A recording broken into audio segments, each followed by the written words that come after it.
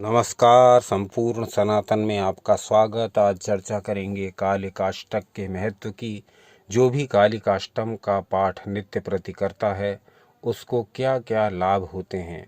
कालिकाष्टकम की फलश्रुति में, जो कि अंत में आपको पता चलेगी, उसमें स्वयं ये बताया गया है कि जो व्यक्ति इसका नित्य पाठ करता है और ध्यान युक्त होता है तो उसको सारे लोकों में वो सब सुख प्राप्त होते हैं जो एक व्यक्ति को चाहिए।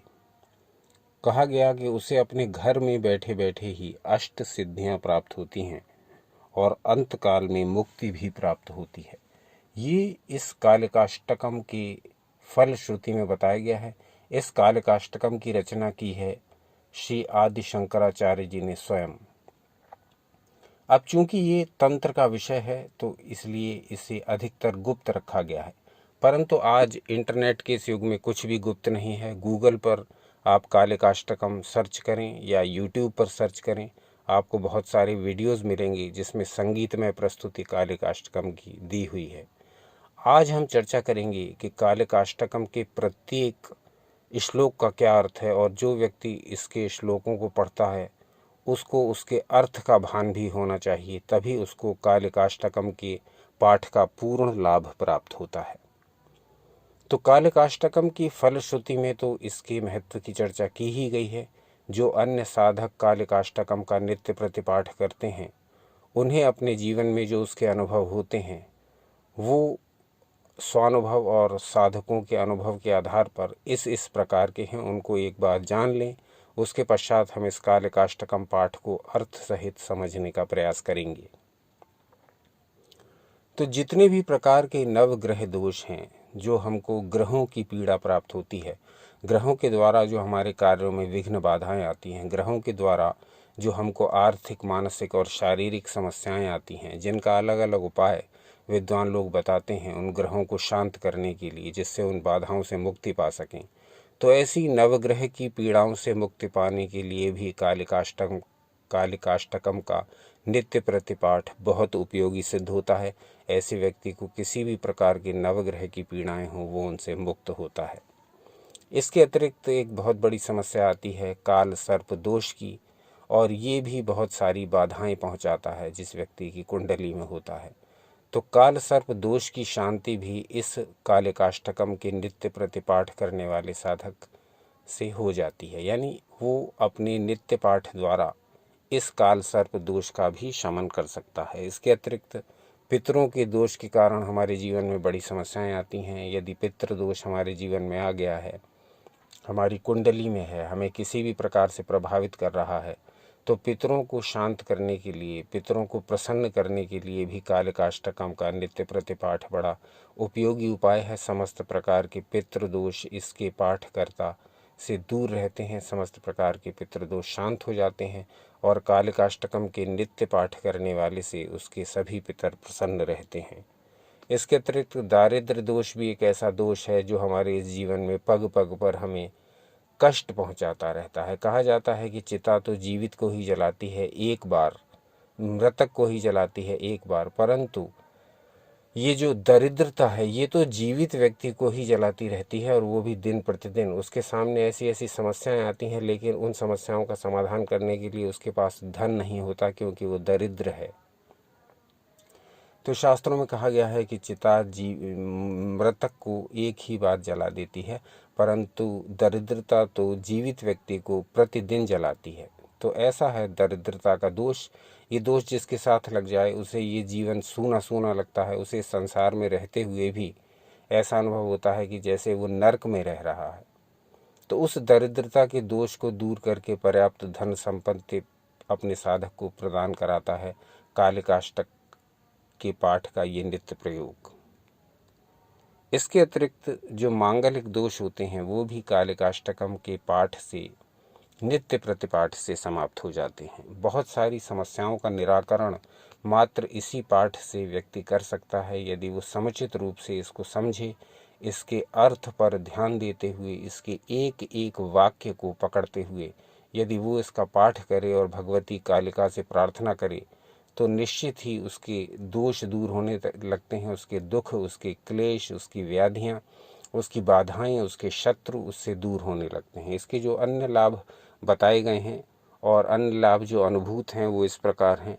पदोन्नति होने लगती है। जिस कार्य में भी आप लगे हुए हैं, जो भी आपका रोजी रोटी का जरिया है, चाहे वो सरकारी जॉब हो चाहे वो प्राइवेट हो, उसमें यदि वर्षों से पदोन्नति रुकी पड़ी है, समस्त प्रयत्न करने के बाद भी, पूरी अपनी जान लगा देने के बाद भी, एड़ी से चोटी का जोर लगा देने के बाद भी, समस्त प्रयत्न कर लेने के बाद भी यदि पद से उन्नत नहीं हो पा रहे हैं, तो पदोन्नति के लिए भी श्री कालिकाष्टकम का नित्य प्रतिपाठ बहुत सहायता करता है, बहुत उपयोगी होता है। इसके अतिरिक्त किसी भी प्रकार का भय हमको इस जीवन में पग पग पर सताता है, चाहे वो भय किसी व्यक्ति का हो, चाहे वो भय किसी घटना से संबंधित हो, चाहे वो भय धन की या किसी प्रिय के लॉस का हो।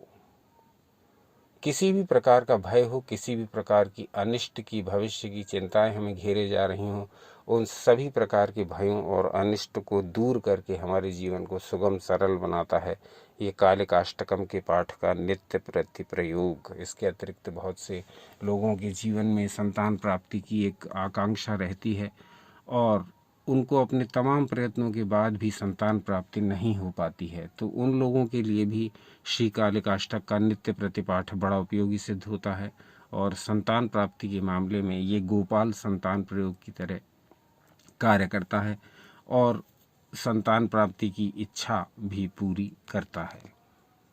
शत्रु बाधा चाहे वो किसी भी प्रकार की हो, चाहे शत्रु ने आपके लिए किसी भी प्रकार की बाधा उत्पन्न की हो, चाहे वो अपने आपके व्यापार, आपके काम धंधे में लॉस के लिए कुछ उपाय करवाए हों, अथवा आपके लिए मारण, मोहन, वशीकरण अथवा उच्चाटन जैसे तांत्रिक प्रयोग करवाए हों, किसी भी प्रकार के प्रयोग आपके शत्रु ने, और शत्रु आप जानते ही हैं वो कहीं भी हो सकते हैं, किसी भी रूप में। वो व्यक्ति जो आपसे हंस हंस के बातें कर रहा है, मिल रहा है, जुल रहा है, आपके घर आ जा रहा है, तो आवश्यक नहीं कि शत्रु वही हो जिससे आपका लड़ाई झगड़ा हो चुका हो। शत्रु वो भी हो सकता है जो छुपा हुआ हो, भीतरी घात करता हो और दिखाई न देता हो और अंदर अंदर से प्रतिघात करने के लिए लगा रहता हो। तो ऐसे छुपे हुए शत्रु और प्रकट शत्रु, जो आपको पता हो कि ये मेरे शत्रु हैं, स्पष्ट पता हो कि ये व्यक्ति मुझे नुकसान पहुंचा सकता है, तो ये प्रकट शत्रु होते हैं। और छुपे शत्रु वो होते हैं जिनके बारे में आप सपने में भी नहीं सोच सकते कि अमुक व्यक्ति मुझे धोखा देगा या अमुक व्यक्ति मेरा किसी भी प्रकार से नुकसान करने का प्रयास करेगा। तो प्रकट शत्रु हों या छुपे शत्रु हों, दोनों प्रकार के शत्रु यदि किसी भी प्रकार से आपको नुकसान पहुंचाने का प्रयास कर रहे हैं, तो उनके सभी प्रयोगों को नष्ट कर देता है, स्तंभित कर देता है ये कालिकाष्टकम का नित्य प्रति का पाठ। कहने का अर्थ यह है कि इससे शत्रुओं पर विजय प्राप्त होती है और शत्रु कुछ भी आपका अनिष्ट करने में असमर्थ हो जाता है। एक प्रकार से वो निश्चेष्ट हो जाता है। आपके ऊपर किसी भी प्रकार की बाधाएं, किसी भी प्रकार की तंत्र क्रियाएं यदि लगाई गई हों तो वो सब भी नष्ट हो जाती हैं। इसके अतिरिक्त श्री कालिकाष्टकम के पाठ के जो लाभ हैं वो बहुत अधिक हैं। अब ये लाभ तो आपको तब ही पता लगेंगे जब आप इसका नित्य प्रतिपाठ करेंगे, परंतु एक और विचित्र और एक और विशिष्ट लाभ जो इसका अनुभव में आया है वो ये है कि कालिकाष्टकम के नित्य प्रतिपाठ से समस्त प्रकार की नकारात्मक शक्तियां जो आपके आसपास हैं, आपको घेरे हुए हैं, या किसी भी प्रकार से आप उनके संपर्क में हैं, तो वो समस्त प्रकार की नकारात्मक शक्तियां स्वतः ही नष्ट होने लगती हैं। नकारात्मक शक्तियां चाहे वो भूत प्रेत के रूप में हो, चाहे वो नेगेटिव एनर्जी ही क्यों ना हो, चाहे वो आपको किसी भी प्रकार से नुकसान पहुंचाने वाली क्यों ना हो, वो नकारात्मक शक्ति चाहे किसी के द्वारा भेजी गई हो, चाहे आप जिस स्थान पर रहते हैं उस स्थान की वो नकारात्मक शक्ति हो, चाहे आपके जो दिन प्रतिदिन के कर्मों से उत्पन्न हो रही नकारात्मक ऊर्जा है वो हो, चाहे आपके आसपास कोई नकारात्मक व्यक्ति आपके निरंतर संपर्क में है उसके द्वारा छोड़ी गई ऊर्जा हो। कहने का अर्थ ये है कि चाहे व्यक्ति की ऊर्जा नकारात्मक हो, चाहे उस स्थान की ऊर्जा नकारात्मक हो, चाहे शत्रु द्वारा भेजी गई ऊर्जा नकारात्मक हो, चाहे आपके अपने स्वयं के कर्मों द्वारा उत्पन्न की जा रही ऊर्जा नकारात्मक हो, जाने अनजाने आप या हम ऐसे ऐसे कार्य करते रहते हैं जिससे नकारात्मक ऊर्जा भी कई कर्मों से निकलती रहती है, बनती रहती है। ऐसे ऐसे पदार्थ खाते पीते हम अनजाने ही रहते हैं जिनसे नकारात्मक ऊर्जा बनती रहती है और वो हमारे आसपास, हमारे ऑरा में प्रवेश करती रहती है। फलतः उसका प्रभाव भी हमको भोगना पड़ता है। तो नकारात्मक शक्ति चाहे आपको स्पष्ट रूप से अनुभव हो रही हो, चाहे अनुभव न हो रही हो और वो आपके दिन प्रतिदिन के कार्यों में रोड़ा अटका रही हो, प्रकट नकारात्मक शक्ति हो या अप्रकट नकारात्मक शक्ति हो, वो शक्ति नकारात्मक जो नेगेटिव एनर्जी आपको स्पष्ट दिखाई दे रही है कि हाँ ये स्थान खराब है, हाँ मेरे मकान में ये प्रॉब्लम है, हाँ इस स्थान पर मैं जाता हूँ तो मुझे ऐसा लगता है। तो चाहे व्यक्ति की और कई व्यक्तियों की ऊर्जाएं नकारात्मक होती हैं, आपको स्पष्ट पता लग जाता है कि ये व्यक्ति निगेटिव है, इससे थोड़ी ही देर बात करने से आप कतराते हैं, फिर आप चाहते हैं कि वो जल्दी से मेरे सामने से हटे या मैं स्वयं ही हट जाऊं। तो चाहे व्यक्ति की नकारात्मक ऊर्जा हो या स्थान की नकारात्मक ऊर्जा हो या वस्तु की नकारात्मक ऊर्जा हो या कर्म की नकारात्मक ऊर्जा हो, किसी भी प्रकार की निगेटिव एनर्जी यदि आपके आसपास है, किसी भी रूप में है, तो वो आपके पास से अपना स्थान छोड़ने लगेगी, भाग जाएगी, रुक नहीं सकती। कालिकाष्टकम के पाठ में जो एक ऊर्जा है, इसके प्रत्येक शब्द में जो एक स्पंदन है, जो वाइब्रेशन है, जो इसकी फ्रीक्वेंसीज हैं, वो इतनी अधिक शक्तिशाली हैं क्योंकि वो स्वयं महाकाली की स्तुति और वो भी स्वयं श्री आदि शंकराचार्य जी द्वारा रची गई हैं। तो उनमें एक एक श्लोक में, उनके एक एक शब्द में, उनके एक एक वाक्य में इतनी अधिक ऊर्जा भरी हुई है कि किसी भी प्रकार की नकारात्मकता टिक नहीं सकती है। तो ऐसा है श्री कालिकाष्टकम का अद्भुत महात्म्य, ऐसा है श्री कालिकाष्टकम का अद्भुत प्रयोग।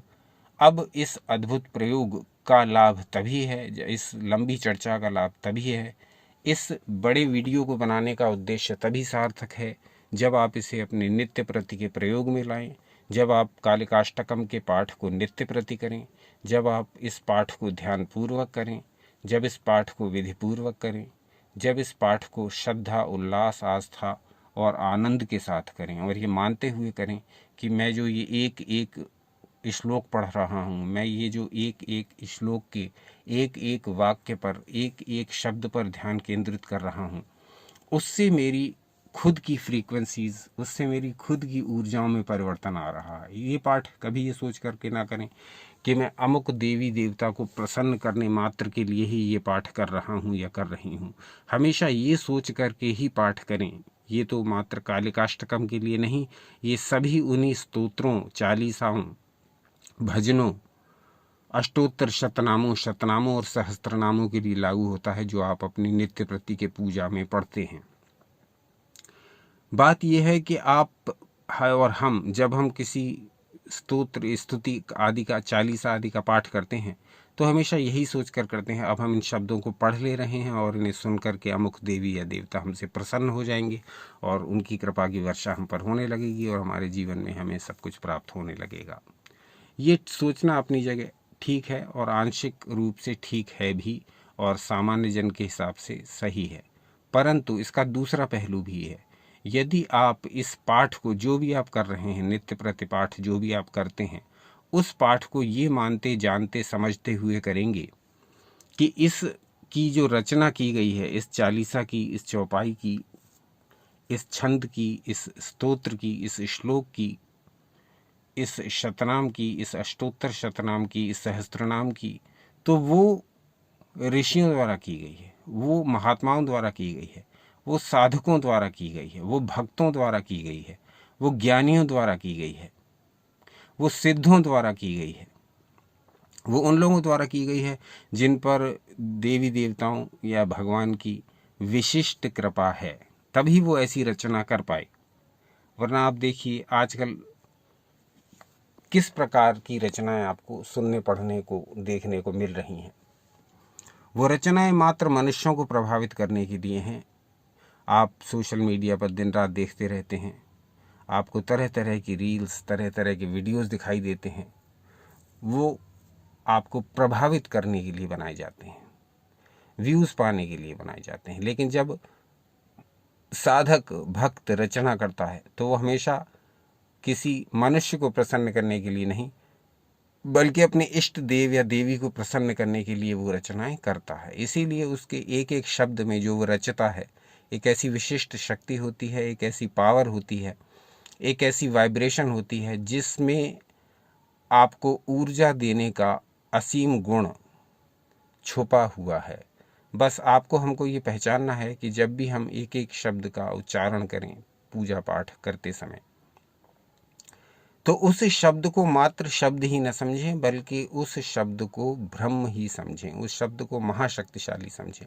एक एक शब्द जिसका मैं उच्चारण कर रहा हूँ वो इतना अधिक शक्तिशाली है कि वो मेरे पूरे जीवन को बदल डालने की सामर्थ्य रखता है। ऐसी भावना रखते हुए ही यदि आप किसी भी बीज मंत्र का, यदि आप किसी भी मंत्र का, किसी भी चौपाई का, छंद का, श्लोक का, चालीसा का, अष्टोत्तर शतनाम का, सहस्त्रनाम का यदि आप पाठ करेंगे तो वो निश्चित रूप से आपके जीवन को प्रभावित करने वाला सिद्ध होगा, निश्चित रूप से आपके पूरे जीवन को बदल डालने वाला सिद्ध होगा। तो ये सारी बेसिक बातें इसलिए बताई, वीडियो बहुत अधिक लंबा हो चुका है, 16 मिनट तो मात्र इसी चर्चा में निकल गए हैं कि कालिकाष्टक जो है, कालिकाष्टकम जो है, उसके पाठ को आपको करने से पहले क्या क्या जानना चाहिए, क्या क्या बातें आपको समझ लेनी चाहिए और किस किस बातों को जानना आपके लिए आवश्यक है।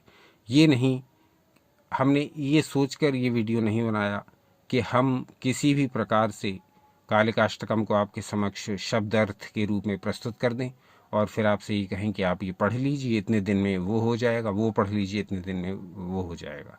नहीं, ये इस चैनल पर या हमारे दूसरे चैनल पर वीडियोस बनाने का उद्देश्य हमेशा यही रहता है कि चाहे वीडियो लंबा हो जाए, चाहे आप उसे बीच में ही छोड़ दें, चाहे आप उसे स्किप करके चले जाएं, चाहे आप उसको थोड़ा सा ही देखें, लेकिन यहाँ वीडियो बनाने का उद्देश्य ये रहता है कि आपको किसी भी तरह से इंगेज करके ना रखा जाए, आपको चटपटी लुभावनी बातें ना बताई जाएं, बल्कि आपको वो सारी बातें बताई जाएं जो आपको इस कर्म करने के लिए आवश्यक है, जो कि जिस विषय को लेकर के, जिस सब्जेक्ट को लेकर के ये वीडियो बनाया जा रहा है।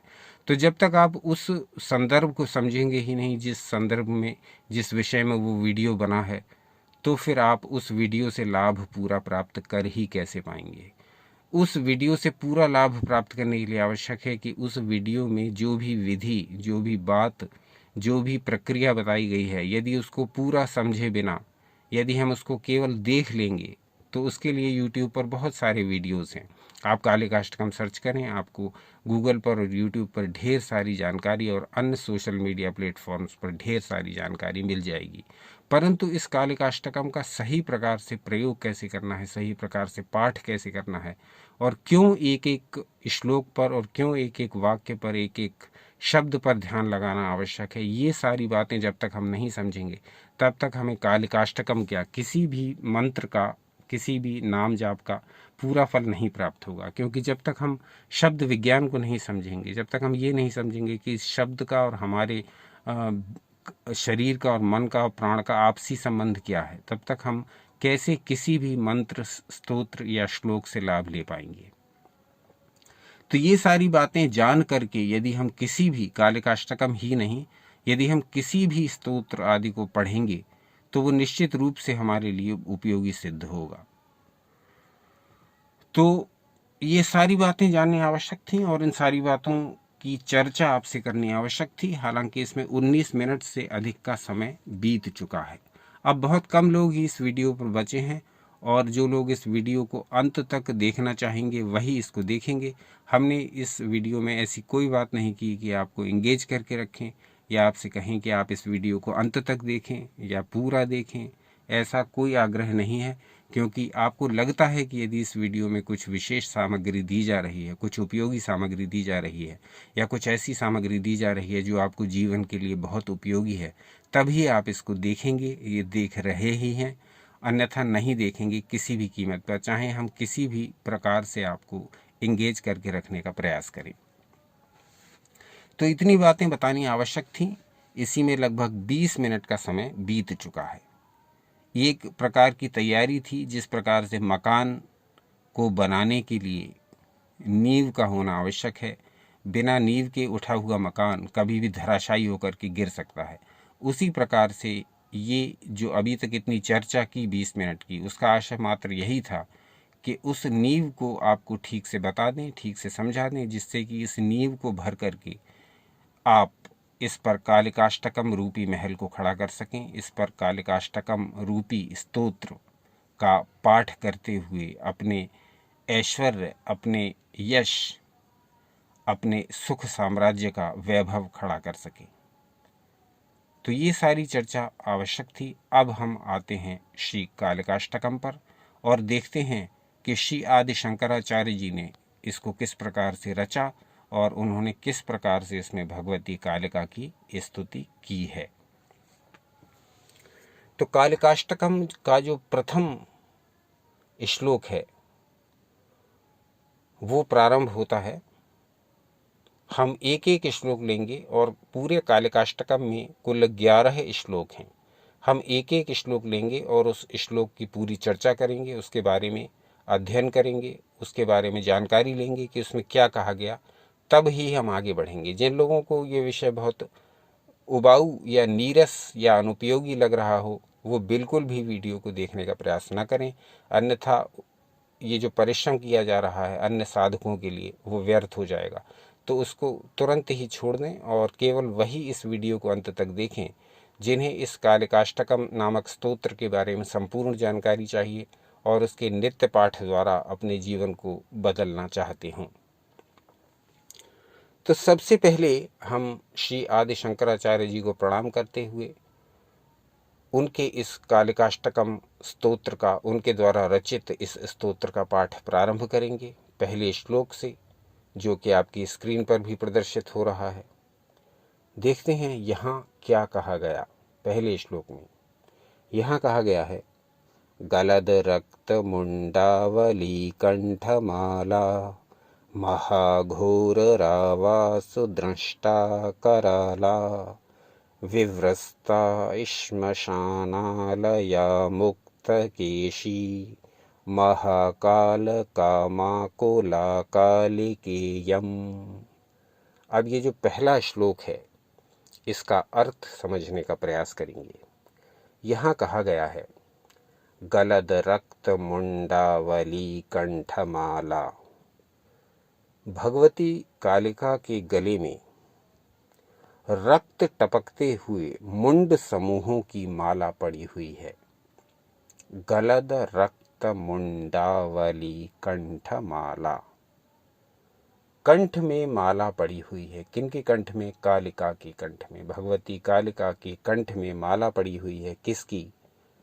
गलद रक्त मुंडावली, रक्त टपकते हुए मुंड समूह, सिरों की माला। और ये सिर किसके हैं? ये राक्षसों के सिर हैं, ये हमारी दुष्प्रवृत्तियों के सिर हैं, ये सिर हैं हमारी समस्त नकारात्मकता के, ये सिर हैं हमारी समस्त विघ्न बाधाओं के, ये सिर हैं हमारे दोषों के, हमारे दुखों के, हमारी दरिद्रता के, हमारे क्लेशों के। तो तंत्र शास्त्र में जो बातें स्पष्ट रूप से दिखाई देती हैं आँखों से और सुनाई देती हैं कानों से और समझाई जाती हैं मूढ़ लोगों के द्वारा, वो दरअसल कोडिंग है, एक प्रकार की कोडिंग है जिसमें आपको चीज़ों को समझाने के लिए प्रतीकों का सहारा लिया जाता है और उन प्रतीकों के माध्यम से आपको गूढ़ बातें बताने की चेष्टाएं की जाती हैं। इसका एक उदाहरण लेंगे। जैसे हमारे शास्त्रों में बताया गया कि 33 कोटि देवी देवता हैं। अब 33 कोटि देवी देवता का अर्थ ये कि 33 प्रकार के देवी देवता हैं, परंतु लोगों ने इस अर्थ का अनर्थ कर दिया और उन्होंने कहा कि ये 33 कोटि का अर्थ है। कोटि के दो अर्थ होते हैं, एक तो प्रकार और दूसरा करोड़। तो उन्होंने इस कोटि का दूसरा अर्थ लगाया और उन्होंने कहा कि यहाँ जो देवताओं को 33 कोटि कहा गया उसका अर्थ है 33 करोड़। उन्होंने कोटि वाले प्रकार वाले भाग को हटा दिया और कहा कि इस कोटि का अर्थ तो है करोड़, तो हमारे देवताओं की संख्या, देवी देवताओं की संख्या है 33 करोड़। तो अर्थ का अनर्थ करने वाले सब जगह उपलब्ध हैं। तो यहाँ तंत्र शास्त्रों में भी वो अर्थ का अनर्थ कर देते हैं, और जो बातें एक कोड के रूप में आपको बताई गई थी, उस बात को अपने शब्दों में बता करके वो जनता को भ्रमित करते हैं। और यही इस सब बात का दुष्परिणाम ये निकला कि लोगों ने तंत्र से दूरी बनाई बहुत लंबे समय तक, और ये सोचा कि ये तंत्र मंत्र ये सब चीज़ें तो अवैज्ञानिक हैं, या इन सब चीज़ों से जो सभ्य शिक्षित समाज है उसको दूर रहना चाहिए। ये बातें बहुत लंबे समय तक चलती रहीं। बाद में जब तंत्र मंत्र की वैज्ञानिकता सिद्ध हुई, तब लोगों का ध्यान इस ओर आकर्षित हुआ, और फिर लोग इसी मार्ग पर अब धीरे धीरे रुचि दिखाने लगे हैं। और इसी का परिणाम ये है, आप देख लें, इंटरनेट के प्रत्येक सोशल मीडिया प्लेटफॉर्म पर आपको तंत्र मंत्र यंत्र संबंधी सामग्री अवश्य मिल जाएगी, और वो भी थोड़ी बहुत नहीं, बहुतायत में प्रचुरता से। तो यहाँ श्री कालिकाष्टकम के पहले श्लोक की चर्चा हो रही है, जहाँ कहा गया है, गलद रक्त मुंडावली कंठमाला। भगवती कालिका के गले में रक्त टपकते हुए मुंड समूहों की माला है। वो इस माला को धारण किए हुए हैं। अब अगला जो वाक्य है उसको देखते हैं। अगला है, अगली जो लाइन है उसमें कहा गया, महाघोर रावासु दृष्टा कराला। ये अत्यंत घोर शब्द कर रही हैं, और इनकी दाढ़, इनके दांत ये अति सुंदर हैं। महाघोर रावासु दृष्टा कराला। भगवती कालिका अत्यंत घोर शब्द कर रही हैं, भयंकर शब्द अपने मुख से उच्चारित कर रही हैं। इस प्रकार के शब्दों को निकाल रही हैं जिनकी गर्जना को सुन करके जो विरोधी हैं, जो शत्रु हैं, जो असुर हैं, जो राक्षस हैं, जो दस्यु हैं, जो दुष्प्रवृत्तियां हैं, जो दोष हैं, वो सब डर करके भाग जाते हैं भगवती कालिका की इस घोर गर्जना को सुन करके। इसीलिए, और उनकी जो, जब इस गर्जना को वो कर रही हैं तो उनकी दंत पंक्ति बहुत सुंदर दिख रही है, उनकी दाढ़ें बहुत सुंदर दिख रही हैं, उनके मसूढ़े बहुत सुंदर दिख रहे हैं। महाघोर रावासु दृष्टा कराला। अब इसके बाद जो श्लोक आता है उसको देखिए, विव्रस्ता श्मशानालया मुक्त केशी महाकाल कामाकोला कालिकेयम। श्मशान में स्थित हैं, भगवती कालिका श्मशान में स्थित हैं, वस्त्रहीन हैं और मुक्त केशी हैं। वस्त्र नहीं हैं और केश खुले हुए हैं, जो बाल हैं वो खुले हुए हैं। आगे कहा गया, महाकाल कामाकोला कालिकेयम। महाकाल के साथ काम क्रीड़ा करने के लिए उत्सुक हैं। ये ध्यान पहले श्लोक का है। जो व्यक्ति इस श्लोक के पूरे पाठ को करता है और इस श्लोक के अर्थ को समझता हुआ उस प्रकार का ध्यान भी करता है, तो उसके लिए ये श्री कालिकाष्टकम का पहला चरण पूर्ण होता है। यहाँ वो इस श्लोक का पाठ करेगा और उसके उपरांत इसी प्रकार का ध्यान भी करेगा। अब आता है अगला श्लोक, श्लोक संख्या 2। इसमें कहा गया, भुजे वाम युग्मे शिरोवसिं दधाना वरम दक्ष युग्मे अभयं वै तथैव सुमध्यापि तुंगस्तनाभार नम्रा लसद्रक्तसृक् सृक्द्वया सुस्मितास्या। यानी भगवती कालिका अपने दोनों बाएं हाथों में नरमुंड और खड्ग लिए हुए हैं तथा अपने दोनों दाहिने हाथों में वर और अभय मुद्रा धारण की हुई है। भुजे वामयुग्मे शिरो वसिं दधाना वरम दक्ष युग्मे अभयम वै तथैव। भगवती कालिका के दोनों बाएं हाथों में नरमुंड और खड्ग है तथा दोनों दाहिने हाथों में वर मुद्रा और अभय मुद्रा उन्होंने धारण की हुई है।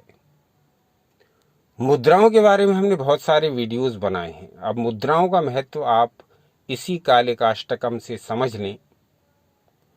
हमारे चैनल यू एंड योगा पर मुद्राओं के विवरण भरे पड़े हैं। वहाँ इस प्रकार के वीडियोस भरे पड़े हैं जहाँ हमने अलग अलग मुद्राओं की शास्त्र के प्रकाश में चर्चा की और किस मुद्रा लगाने से क्या लाभ होता है और वो मुद्रा आपको क्यों, कितनी देर तक, कैसे लगानी चाहिए, उन सब के बारे में विस्तृत जानकारी है।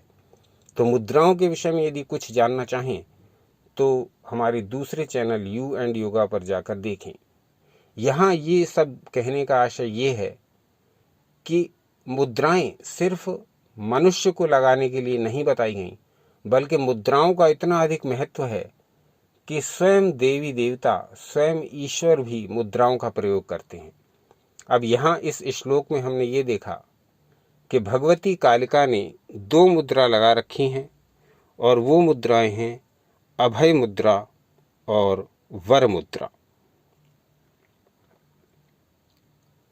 वरम दक्ष युग्मे अभयम वै तथैव।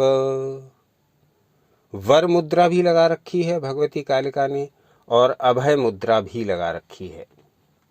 अब इसके अगले भाग पर आते हैं, इस दूसरे श्लोक के अगले भाग पर।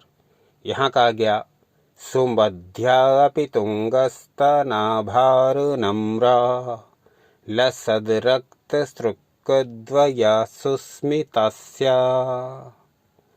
अब इसका अर्थ समझ लेते हैं। ये सुंदर कटि प्रदेश वाली हैं, यानी इनकी कमर का जो भाग है वो बहुत सुंदर है, मोहक है।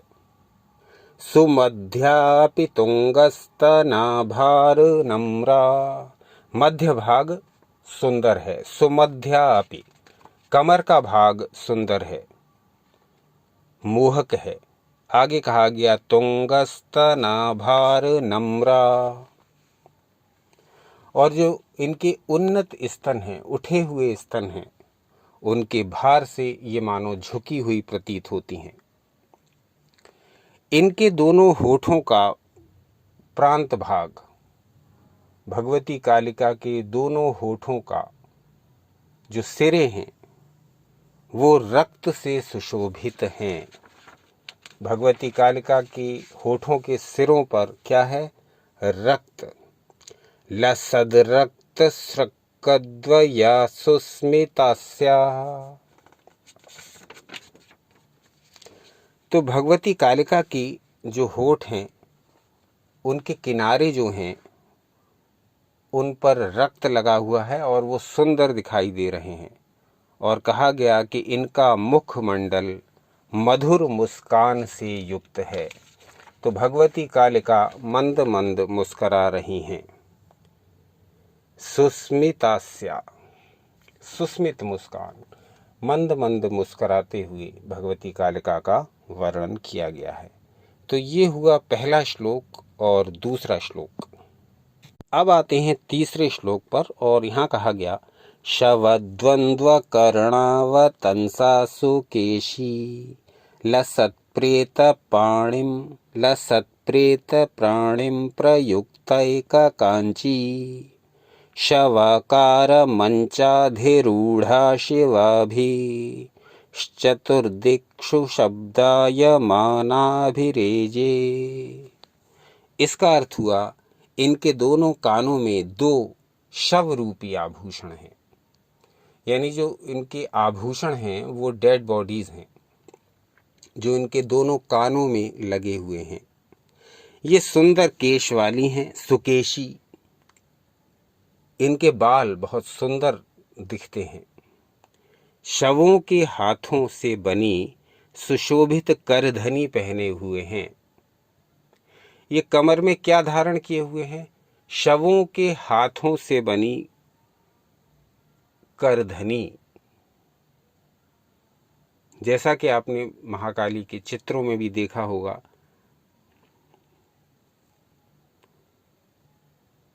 लसत प्रेत प्राणिम प्रयुक्त कांची, वो करधनी उन्होंने पहन रखी है जो शव मृत व्यक्तियों के हाथों से बनी हुई है। शव रूपी मंच पर ये आसीन हैं और चारों दिशाओं में भयानक शब्द करती हुई स्यारिनों से घिरी हुई सुशोभित हैं। शवाकार मंचाधिरूढ़ा शिवा भी। ये किस मंच पर आसीन है भगवती कालिका? ये मंच है शव का, डेड बॉडी का जो मंच है, एक मृत शरीर का जो मंच है, उस पर आसीन हैं। और चारों दिशाओं में भयंकर शब्द करती हुई चतुर्दिक्षु शब्दाय मानाभिराजे भिरेजे। चारों दिशाओं में, चतुर्दिक्षु, चारों दिशाओं में भयंकर शब्द करती हुई कालिका स्यारिनों से घिरी हुई हैं। जो गीदड़ हैं, गीदड़ियां हैं, जो मादा स्यार हैं, वो चारों ओर से इस शमशान को घेरे हुए हैं, जिनके लिए शिवा शब्द का भी प्रयोग आया है। तो ये होते हैं हमारे श्री कालिकाष्टकम के 3 श्लोक। अब ये वीडियो लगभग 37 मिनट की अवधि पूरी कर चुका है। तो 3 श्लोक हमने आज लिए हैं, फिर इस वीडियो की अवधि बहुत अधिक विस्तृत हो जाएगी। आप कहेंगे तो इसी का भाग 2 अति शीघ्र आपके समक्ष प्रस्तुत कर देंगे, जिसमें हम बाकी सारे जो बचे हुए श्लोक हैं उन सब की विस्तृत चर्चा करते हुए उनको आपके समक्ष रखेंगे। तो आज का अंक यहीं तक रखेंगे। आज के अंक के बारे में अपने विस्तृत विचार दीजिए। आज के अंक के बारे में आप क्या सोचते हैं, समझते हैं, जानते हैं, या क्या आपको अनुभव हो चुके हैं, या इस प्रकार के कोई अन्य स्तोत्र जो भगवती कालिका से संबंधित हों आप पढ़ते हैं, या आप उनका ध्यान करते हैं या करती हैं। जो भी इस विषय से संबंधित जैसी भी बातें हों वो सब आप हमें कमेंट्स द्वारा सूचित करिए, जिससे कि अब हम जब श्री कालिकाष्टकम के ऊपर इसका दूसरा अंक बनाएं, जो कि हम बहुत ही शीघ्र बनाने जा रहे हैं, यदि संभव हुआ तो 3-4 दिनों के भीतर ही इसका दूसरा भाग प्रस्तुत कर देंगे, तो उसमें आपके विचारों के प्रकाश में उन बातों को देख लिया जाए जो कि आपके द्वारा सुझाई गई होंगी। तो एक तो आज का अंक कैसा लगा ये अवश्य बताइए, और अन्य इस विषय में या अन्य और दूसरे कुछ विषयों में क्या जानना चाहेंगे ये भी बताइए। अपना अमूल्य समय हमें देने के लिए हार्दिक धन्यवाद। इसी प्रकार से अपना निरंतर सहयोग बनाए रखें।